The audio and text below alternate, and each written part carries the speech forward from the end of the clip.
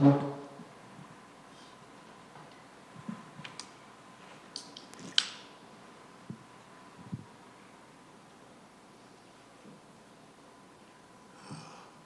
congratulations. How are you feeling? I'm feeling good. You know, it's I'm at this place in my life right now that it's like I feel like all I want to do is learn, and I feel like I'm in this constant state of learning. So I feel good, and I'm already thinking of my improvements.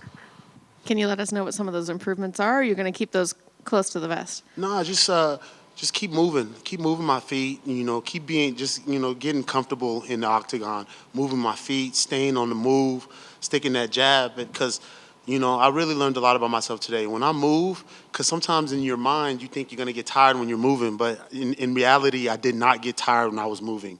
I felt like I got tired when I was still. So, so it's like I've learned to just keep moving. Keep moving, and just keep just sticking that jab, and just keep doing what I'm good at. Were there any surprises in there other than your movement? Maybe something that your opponent had that you weren't expecting, or No surprises. I knew he was gonna come out here tough. Just at the weigh-ins, I knew he came in a little lighter. So I knew he put a lot of work into his camp coming into this fight. He had a game plan that he was gonna try to utilize to beat me. So, but I knew everything we do, just we're unstoppable when we just stick to our game plan. you mentioned the weigh-ins. There was some talk from him at the weigh-ins. What were your thoughts when he was talking to you like that? I was just so in my zone. I wasn't really worried about it, because the weigh-ins are for you to size up your opponent, feel their energy, go into their soul, see what's going on with your opponent. So for him to even have enough energy to do that, I knew that I did my job. When somebody talks like that in any way in a weigh-in, do you feel like maybe they've already kind of resigned that they're going to lose because now they're trying to do the mental warfare, or is that not how you feel? I feel like when some people talk like that, it's just like when you're breathing hard, like it's like that anxious feeling. It's like you have to be able to hone it. And I feel like I've gotten just playing football and always being on a big stage. I've gotten better and better at honing my emotions. And I feel like a lot of these guys can't do that. And that's what just happened in there. His emotions came out, and he said some things. I guess to think he was going to get under my skin, but just what I needed to hear because I knew I won. So do you like hearing that kind of stuff then I because it love kind of it. gives you a little bit of motivation? I love it because I've worked tirelessly and I've worked very hard to be here to talk to you guys and be blessed to be up here. So when people say things like that, it just reassures me that I'm doing the right things. And obviously, he mentioned your brother. Is there at any point do you feel like you're going to be able to just be you and not have the cloud of your brother hanging over you? It's not at this point. It's not a cloud. It's a blessing. For my brother to be able to have done what he's done in this sport, and for me just to be following in his footsteps and excelling in this sport, it's such a blessing. Because if I wasn't winning, like I keep saying, if I did not win, I would not be up here talking to you guys about how much of a blessing this is. I would be going home. You guys wouldn't want to talk to me if I lost.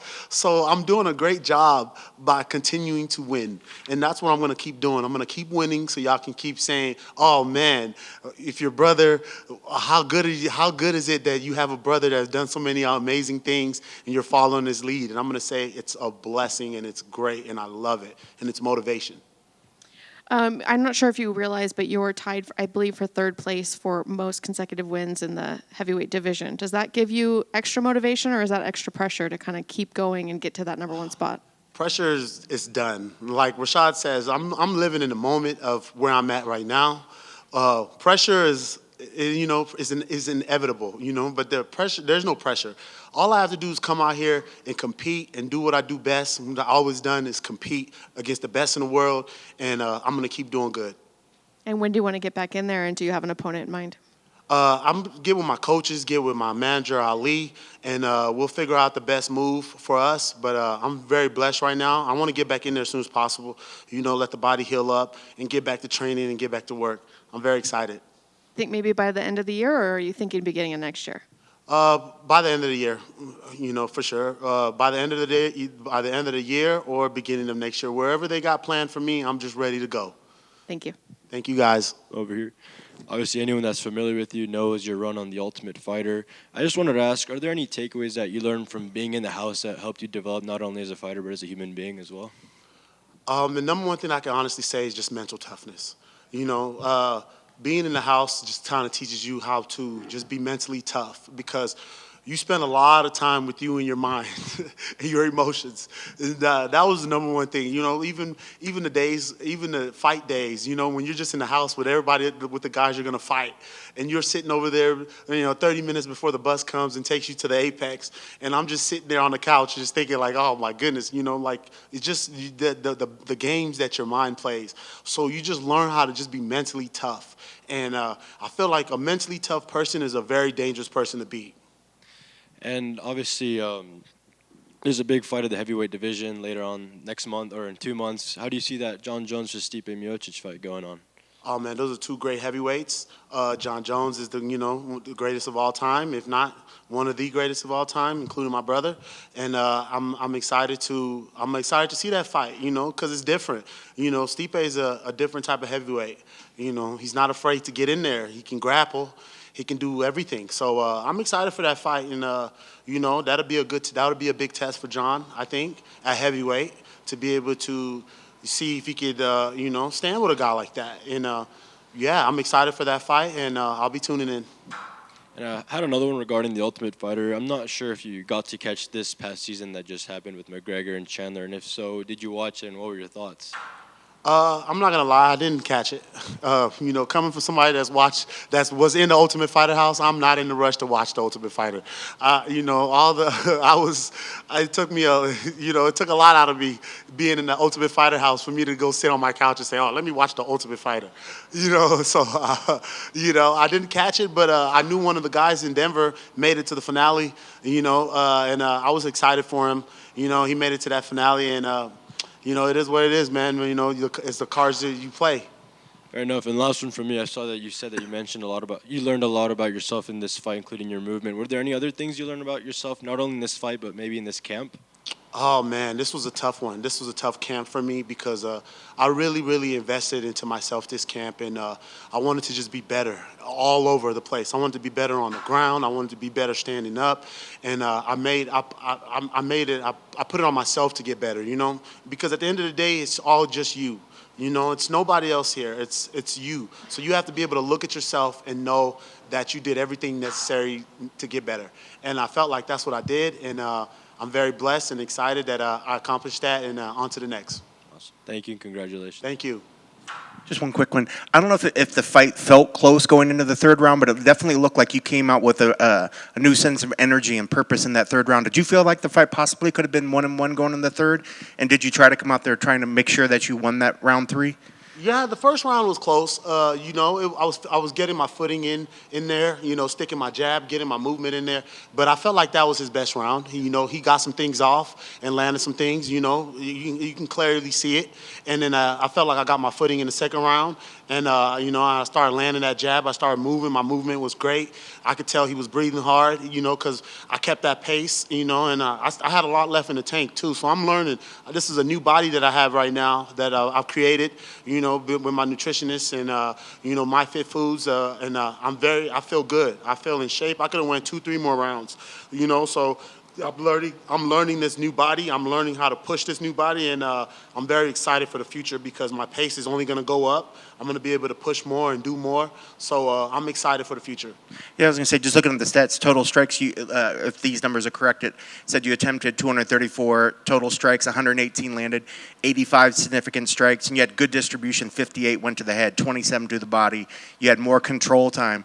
Did your hands feel like the work is showing itself off out there? Oh, man, it did. And I was telling my coaches, it's a different feeling when you're shooting it and you're feeling your knuckles on his face, because a lot of the times when you're in there, you can't catch the range, you can't find your opponent almost, and it's like you're shooting it in the air.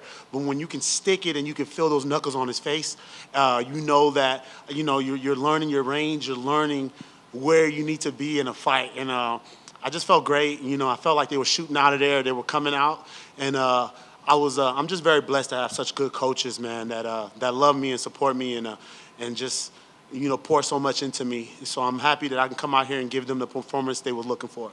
And you busted him up. Jake doesn't bleed that often, at least. You don't see him get busted up, and obviously you did some good work on his face today because you busted him open. So that's got to be a point of pride as well that, you did what some others really haven't done on him. I mean, anybody loves when you bust anybody up in a fight. Once you see somebody start bleeding in a fight, oh man, it's a new sense of energy you get almost. You've landed what you needed to land to open him up, and now he's like, Jesus, I'm bleeding. So I felt good about that. Awesome. Congrats on the victory. Thank you so much. Congrats on the win, my man. Just to circle back to the learning, what did you take away from this? I know you can't possibly train for it in the gym with the situation with the timeout and then having the ref talk, doctor come in, all that good stuff. How were you like, okay, let me go ahead and control my breathing. Let me not get cold because right now we're Yes. cooking and now I got to pause on this. Yes. The number one thing too, and I'm getting better at it, is being able to hear your coaches. And not necessarily like looking at your coaches, but being able to hear them. And I felt it. I felt like I could feel them. Bringing my heart rate down, and this, and just getting back center, getting back to neutral, where I could regain my energy and be able to compel myself to be able to continue fighting and get the job done and just refocus myself, recenter myself. And I felt like that's it. Just don't rush anything. Just take a deep breath, recenter yourself, and get ready to finish the fight. All right. And last for me, you had that slam in the third round. I was like, man, where was that? Was it any of the game plan to say, we're going to go ahead and try to make it like a little fight on the ground, or you want to show off your hands tonight? That's why I wouldn't see much takedowns and slams. Tonight was you see, everybody starts getting comfortable when you wrestle a couple guys, and everybody thinking, oh man, he could just wrestle. That's when the last fight, you got to strike with him. Okay, so now I showed, strike with me if you want to, and then I can put him down as well. So I'm just getting to a point now that I'm just still learning and mixing everything up, and just getting to a point where when it all clicks, it's going to be something special, and I'm very, very excited, and I'm on the right course. All right, man, congrats on that and the win tonight. Thank you. Oh, I just have one question.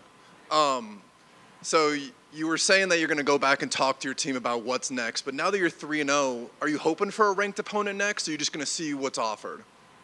At the end of the day, like I said, I'm learning on the job. This is the best job in the world. I'm blessed to do this. Anybody I fight in the UFC is going to be tough. Anybody, and that's the thing people have to understand. Ranked or unranked, there's nobody that's not tough in the UFC. Everybody's tough, nobody's waking up to say, let me go fight a UFC fighter, So I'm just very blessed to be in this position that I am now, and I'll take on anybody. Thank you for your time. Thank you.